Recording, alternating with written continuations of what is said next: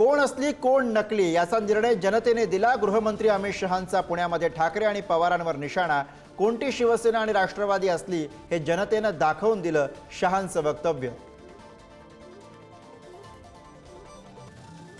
मस्ताजोगमध्ये सुरेश धस यांनी घेतली देशमुख कुटुंबाची भेट। सर्व आरोपींचे सीडीआर तपासा, धसांची मागणी। तर परळीमध्ये धसांना दाखवले काळे झेंडे, परळीची बदनामी करत असल्याचा आरोप। काळे झेंडे दाखवल्यानं फरक पडत नाही, धस यांचं प्रत्युत्तर। मविया आणि ठाकरेंचे सरपंच असणाऱ्या गावांना निधी देणार नाही, मंत्री नितेश राणेंचा इशारा। कार्यकर्त्यांना ताकद देण्यासाठी राणेंचं वक्तव्य। बावनकुळे आणि उदय सामंत यांची प्रतिक्रिया। माजी खासदार नवनीत राणा यांना हैदराबाद कोर्टाची नोटीस। 28 फेब्रुवारीला हजर राहण्याचे आदेश। ओवेसी बांधवांविरोधामध्ये केलेल्या वक्तव्याप्रकरणी नोटीस। छावाचे दिग्दर्शक लक्ष्मण उतेकर यांनी मागितली शिर्के कुटुंबियांची माफी। भावना दुखावल्या असतील तर माफी मागतो, पण चित्रपटामध्ये कोणाचंही आडनाव घेतलं नाही, उतेकरांचं स्पष्टीकरण।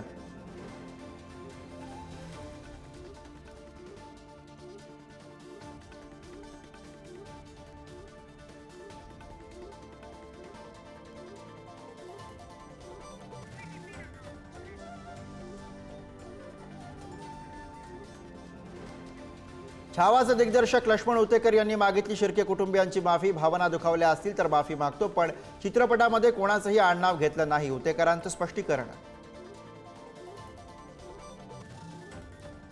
नाशिकमधील सकल हिंदू समाजाचं आंदोलन 7 दिवसांसाठी स्थगित।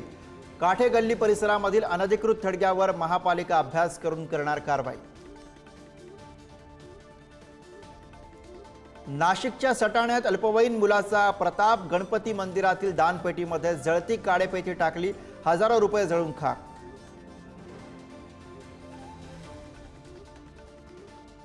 महाराष्ट्रातनं कर्नाटकात जाणाऱ्या एसटी बसच्या फेऱ्या रद्द। प्रवासी आणि कर्मचाऱ्यांच्या सुरक्षिततेसाठी बस फेऱ्या रद्द करण्याचा निर्णय। परिवहन मंत्री प्रताप सरनाईक यांची माहिती।